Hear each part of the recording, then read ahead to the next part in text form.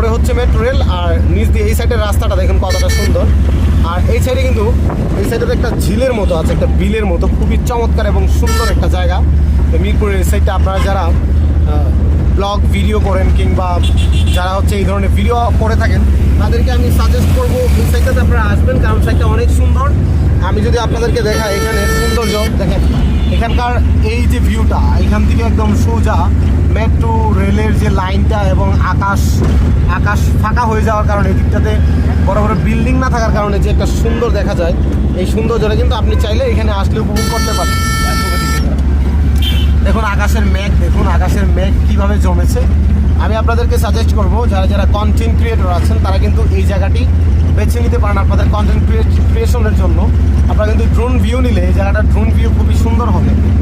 ওই যে দেখুন, কতটা চমৎকার, কতটা সুন্দর। ওই দিকটাতে 18 নম্বর সেক্টর, ওই যে ওই পাশটা হচ্ছে 18 নম্বর সেক্টর। আমরা উত্তরে আছি, একদম বরাবর চলে যাচ্ছি এই দিকটাতে। যে দেখুন এই আপু তার বয়ফ্রেন্ড নিয়ে খুব সুন্দর চলে আসছে এখানে ঘোরার জন্য।